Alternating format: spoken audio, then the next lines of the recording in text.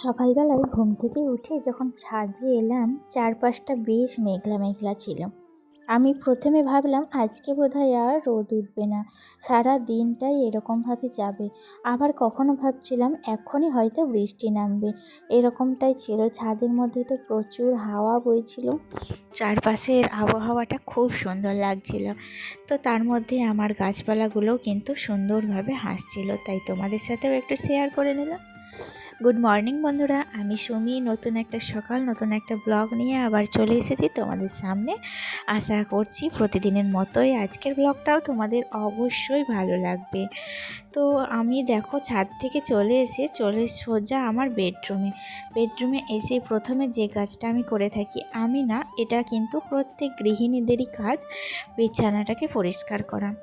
একটা বেডরুমের মধ্যে একটা সৌন্দর্য বাড়ায় একটা গোটা বিছানা, আর সেই বিছানাটাকে প্রথমে যদি সুন্দর করে গুছিয়ে রাখতে পারি, তাহলে কিন্তু আমার সংসারের সব থেকে সুন্দর জায়গা হবে আমার বেডরুম।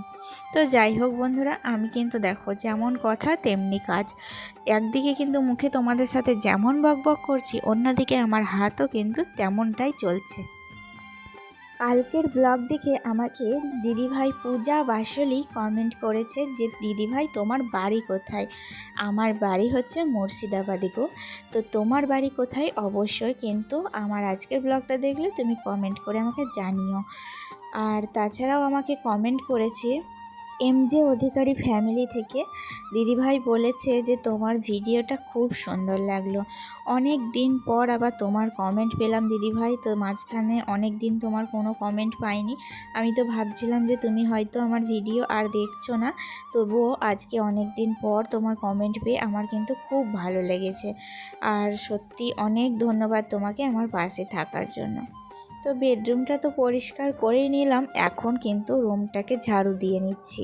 প্রত্যেক গৃহিণীরা যদি বেডরুমটা পরিষ্কার করার পর লাস্টে একবার যদি ঝাড়ু দিয়ে ঘরটাকে টাচ করে দেয়, তাহলে কিন্তু বেডরুমটা আরও সুন্দর হয়ে উঠবে। প্রথমে তো দেখো আমি সংসারে বাসি বিছানা, বাসি ঘরদোয়ার সমস্তটাই পরিষ্কার করে নিয়েছিলাম। তারপরেই কিন্তু সকালে চাটা খেয়েছিলাম আজকে। আসলে কি বলো তো, আজকে তো বৃহস্পতিবার গেল, তো বৃহস্পতিবার কিন্তু আমি সংসারে একটু লক্ষ্মীশ্রীটা মেনে চলি।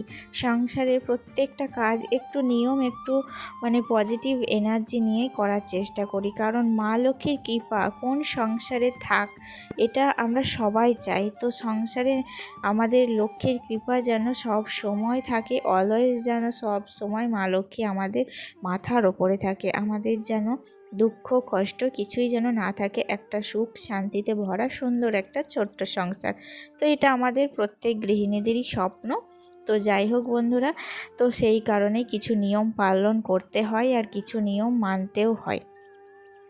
আজকে তো বৃহস্পতিবার, তো বৃহস্পতিবার বাড়িতে নিরামিষ রান্না।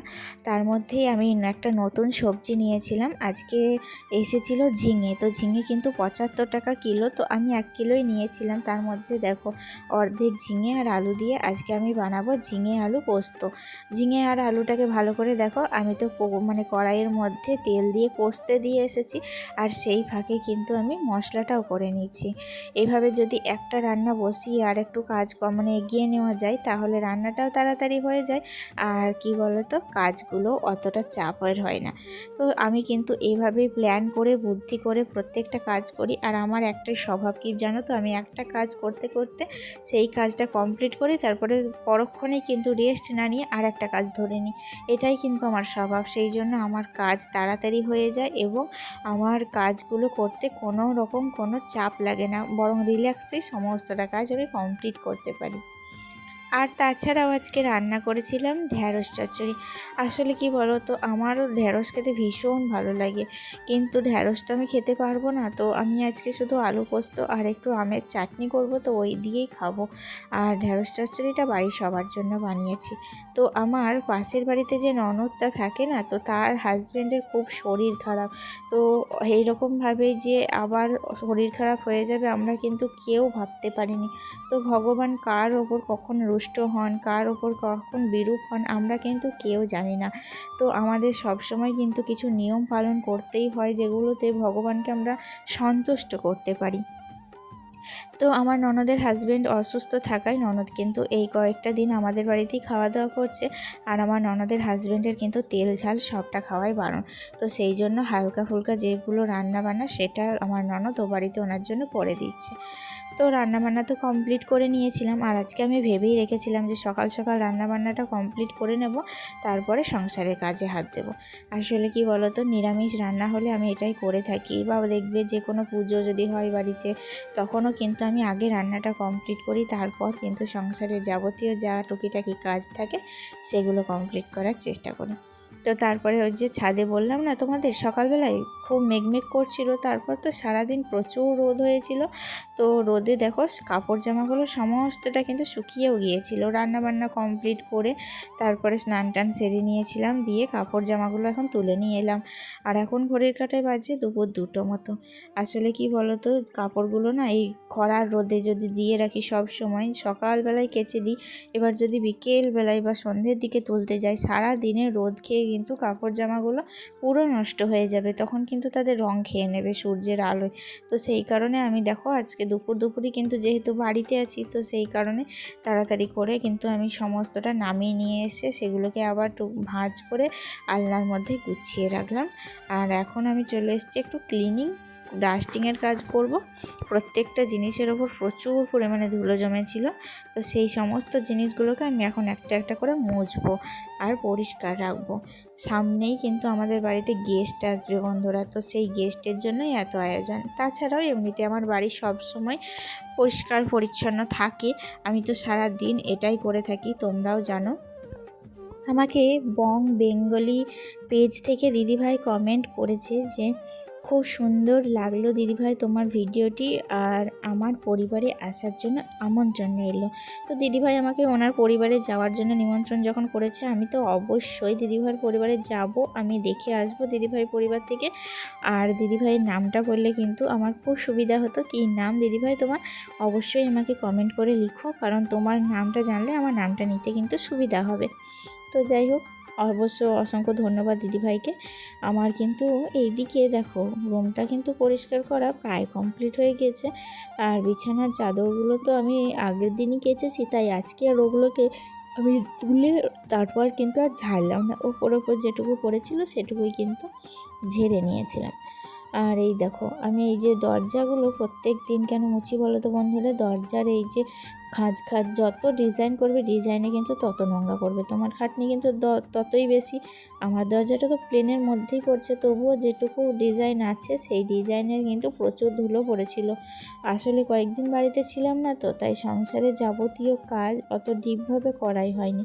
তো সেই কারণে কিন্তু আমার ঘরবাড়ি এখন একটু ধুলোময় হয়ে আছে, তবে আমি খুব তাড়াতাড়ি সেগুলোকে রিকভারি করে নেব। কারণ কি বলো তো, আমাদের বাড়িতে নতুন অতিথি আসছে। কারা আসছে, কবে আসছে, তোমরা কিন্তু আমার ব্লগের মাধ্যমে দেখতে পাবে। সেই কারণে বলছি বন্ধুরা, তোমরা খবরদার কিন্তু আমার ব্লগ মিস করো না, প্রত্যেক দিন ব্লগ দেখো এবং আমাকে কমেন্ট করো। আর নতুন চেয়ারগুলো কি বলো তো, এত ধুলো পড়ে গিয়েছিল, তাই প্রত্যেকটা চেয়ারগুলো ভালো করে একটু মুছে রাখলাম। তো হঠাৎ করে যদি কোনো মানুষ আসে, সেই মানুষকে তখন বসতে দেবো, তারপরে কি মুছবো, তা না করে আমি একটুখানি হাত বুলিয়ে নিলাম, দেখলাম ধুলোগুলোও বেশ চলে গেল। আর চেয়ারগুলো যেহেতু নতুন, তাই কিন্তু খুবই চকচক করছে। তো তারপরে দেখো প্রত্যেকটা রুম তো ঝাড়া মোছা প্রায় কমপ্লিট বললো, মানে শেষের দিকে। আর এখন কিন্তু বাজছে ঘড়ির কাঁটায় ওই 3টে মতো। কারণ কি বলো তো, আমি অনেকক্ষণ আছি ওপরে, নিচে কিন্তু ছেলেকে খাইয়ে দাইয়ে তারপরেই ওপরে এসেছিলাম, তারপরে কিন্তু আর নিচে যাওয়া হয়নি। ছেলে কি করছে এখন কে জানে।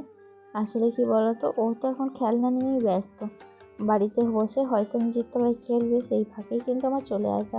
আর ও এলে কিন্তু কোনো কাজই আমার ভালোভাবে কমপ্লিট হতো না, আমাকে জ্বালাতন করতো, তখন কাজটাই গোটা বিগড়ে যেত। তো যাই হোক, আমি দেখো সমস্ত জানলার কাঁচ টাচ লাগিয়ে এখন কিন্তু নিচে চলে যাব। আর নিচে চলে এসেছিলাম একেবারে দেখো সন্ধেবেলায় আজকে আমি বাবুর জন্য বানালাম ম্যাগি খাওয়ার জন্য, আর আমাদের জন্য একটু ডাল সিদ্ধ করব। ওবেলায় যে ভাতের চাল দিয়েছিলাম, সেই সমস্ত ভাতের চাল কিন্তু ওবেলাতেই শেষ হয়ে গিয়েছিল। তো এবেলায় কিন্তু আমরা সবাই মিলে মুড়ি খাবো, আর মুড়ি খাওয়ার জন্যই আমরা এখন ওই যে বেগুন, খেসারির ডাল আর কাঁচা লঙ্কা আলু দিয়ে একটু সিদ্ধ ডাল বানাবো, আর এটা দিয়েই কিন্তু আজকে রাতের ডিনারটা সারবো বন্ধুরা। আর এখন সন্ধে হলেই কিন্তু বৃষ্টি নামছে, আর ঝড় বৃষ্টি হলেই কারেন্ট চলে যাচ্ছে। তো সেই কারণে সন্ধে হওয়ার সাথে সাথেই কিন্তু রাত্রের কাজগুলো সেরে রাখছি, তাহলে রাত্রের দিকে আর কোনো অসুবিধাই কিন্তু হবে না। আর দেখবে সন্ধে থেকে যদি রান্না বান্নার কাজটা হয়ে থাকে তাহলে কিন্তু সারা রাতটা বেশ রিল্যাক্সে টুকিটাকি কাজ দিয়ে কিন্তু কাটানো যায়।